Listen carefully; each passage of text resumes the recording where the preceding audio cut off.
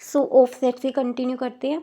Offset में बस क्या होता है कि एक प्लांट है, ऊपर नीचे रूट्स है और ऊपर ये स्टेम्स है, उसके बाद लीव्स है, मतलब लीव्स यहाँ से एक शॉर्ट ब्रांच निकलेगी, शॉर्ट ब्रांच, और वो जाकर टच करेगी ग्राउंड के, वहाँ पर एक दूसरा प्लांट उगा लेगी। That's it. जो ये वाली है ना, ये शॉर्ट ब्रांच है जो इनको कनेक्ट कर रही है, इसे ऑफसेट बोलेंगे।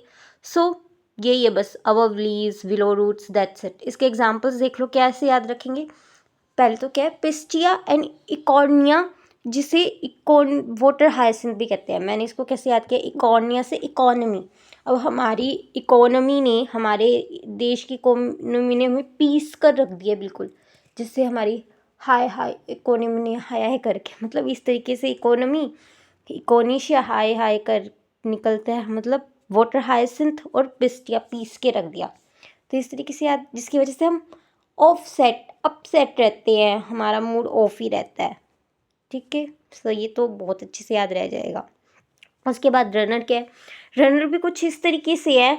यहाँ पे पहले थोड़ा सा, मतलब बिल्कुल हल्का सा उगता है और बहुत लॉन्ग ब्रांच जाती है और फिर जाकर वो दूसरा प्लांट उगा लेते हैं। अब यहाँ पे इंटरनोड क्यों बोल रहे हैं, बेसिकली लीव्स है, और लीव्स कहाँ से निकलती है, नोड से, तो ये नोड ही होगी एक तरीके से। यहाँ पर है तो ये पूरा प्लांट, और फिर ये दूसरी नोड होगी, तो और दो नोड को है प्लांट ही, बट लीव्स उग रही है, तो यहाँ पर नोड ही होगी। नोड से ये रनर जनरेट हुई है और दूसरा प्लांट जाकर उसने मतलब उगा दिया। सो ये एक तरीके से इंटरनोड हुई ना, क्योंकि दो नोड्स को कनेक्ट, दो नोड्स के बीच में जो डिस्टेंस होता है उसे क्या बोलते हैं, इंटरनोड बोलते हैं स्टेम में भी।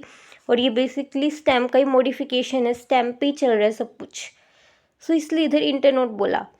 कैन स्प्रेड न्यू प्लेस, नई नई जगहों पर ऐसे फैलेगी ये जा जाकर, क्योंकि इतनी लंबी है। और नीश कहते हैं, नीश की पूरी अच्छे से ना इकोलॉजी में आएगा ना तब समझेंगे। एग्जाम्पल इसके क्या है, ग्रास, ऑक्जेलिस, स्ट्रॉबेरी। अब मेरे को ऐसे याद रहता है कि ओक्स, वो है ना, ओक्स कैसे ना, एक हाथ में ओक्स एक के हाथ में ना स्ट्रॉबेरीज लेके, ओक्स स्ट्रॉबेरीज लेकर ग्रास पर ऐसे रन कर रहा है, चुरा कर ऐसे भाग रहा है घास पर। इस तरीके से मुझे इसके एग्जाम्पल्स याद रह जाते हैं। अब इसके एनसीईआरटी रीड करते हैं। तो यहाँ से हमने लीव कर दी थी एनसीईआरटी रीडिंग, यहाँ से छोड़ दी थी। Underground stems of some plants, जैसे कि grass, strawberry spread at new niche, किसका एग्जाम्पल है, रनर का, अभी अभी किया ना। And when old part die new plants are formed in plants like mint, jasmine. पहले वो उसको कंप्लीट करते हैं ऊपर वाला लाइन को, कि अंडरग्राउंड स्टेम की बात कर रहे हैं, subaerial stem, it should be subaerial. Underground मतलब सब एरियल होनी चाहिए, ना तो ग्राउंड पे है ना उस पे है। So underground stem of some plants, जैसे कि ग्रास और स्ट्रॉबेरी में क्या होती है, वो नई नीश पर चली जाती है, नई प्लेसेस पे चली जाती है, और जब ओल्डर पार्ट डाई कर जाते हैं ना, तो वहीं पर नए प्लांट्स बन जाते हैं। इस तरीके से है कि वहाँ पर जैसे ओल्ड पार्ट जो होंगे, अगर वो गिर जाएंगे तो वो वहाँ से, ओल्ड पार्ट जब गिरेंगे तो वहाँ से वो रनर जनरेट होगी, वहाँ से न्यू प्लांट बन जाएगा। तो यही है इन प्लांट्स। अब दूसरी लाइन यहाँ से शुरू होती है, in plants like mint and jasmine a slender lateral branch arise from the base of the main axis and after growing yearly for some time arc downwards to touch the ground। यही था ना, stolen की बात कर रहे हैं, jasmine और mint हमारा दिल चुरा के भाग रही है, देखो देखो भाग रही है वो चुरा के, कैसे जा रही है वो, कुछ देर दूरी हवा में ऐसे उड़ उड़ के गई, फिर वापस अपनी औकात पे आई, ग्राउंड को टच किया और वहाँ पर न्यू प्लांट जनरेट कर लिया। That's it.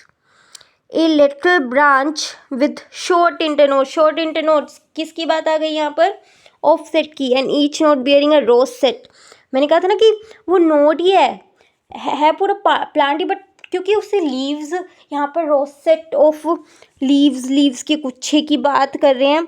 इसका मतलब क्या हुआ कि वो नोड से जनरेट हुई, तो उसको नोड भी बोल दो, कोई फ़र्क नहीं पड़ता, दो नोड्स को कनेक्ट कर, वो जो ब्रांच है, जो ये मॉडिफिकेशन स्टेम का, वो नोड को कनेक्ट कर रहा है और है एक स्टेम ही, और स्टेम पे दो नोड के बीच की डिस्टेंस को क्या बोलते हैं, internode. So each node bearing a rosette of leaves and a tuft of roots. Tuft of roots क्या था, बिलो द ग्राउंड, और रोजेट ऑफ लीव यानी बस लीव्स का गुच्छा, टफ्ट रूट्स मतलब जड़ों का गुच्छा. Is found in aquatic plants. ये पिस्टिया और इकोनिया एक्वेटिक प्लांट्स हो सकते हैं. इकोनॉमी ने हमें पीस के रख दिया है. इन बनाना पाइनएप्पल, मैंने नो बनाना है इसमें. In banana pineapple chrysanthemum the late, अच्छा बनाना तो था ही ना, मैंने okay. Chrysanthemum the lateral branch originate from the basal and underground portion of main stem. किसकी बात हो रही है ये, शक्कर की. शक्कर लिया था किसने, हमारा दिमाग शक्कर के रखा था, पीसीबी ने. Pineapple, banana, chrysanthemum. The lateral branch originate basal underground portion से है. अभी भी सब एरियल होएगी क्योंकि वो अंडरग्राउंड वाली तो राइजोम थी ना. ये अंडरग्राउंड जो पोर्शन की बात करें वो राइजोम है. Underground portion of the main stem, जो मेन स्टेम का जो अंडरग्राउंड वाला पोर्शन है वो राइजोम था एक्चुअली.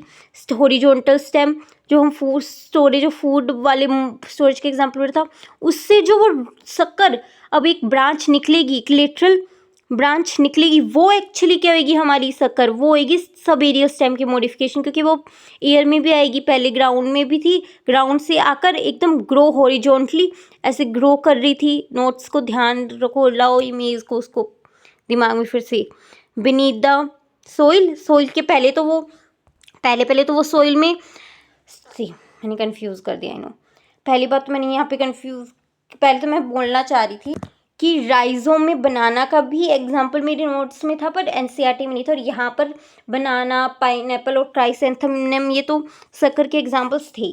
दूसरी बात, बस इसको उसी नोट्स को ध्यान रखना, वही लाइन है कि अंडरग्राउंड स्टेम, मेन स्टेम की जो अंडरग्राउंड पोर्शन है वो तो राइजोम का एग्जाम्पल है, बट अब उससे एक लेटरल ब्रांच निकलेगी जो हमारी शक्कर होगी, जो पहले कुछ देर तो ग्राउंड में ग्रो करेगी, फिर बीनीथ द सोइल, और फिर ऑब्लिकली आएगी upward, giving rise to leafy shoots. एक और लीफी शूट एक और प्लांट को जनरेट कर देगी. तो यही था शक्कर का एग्जाम्पल. सब कुछ डन हो गया.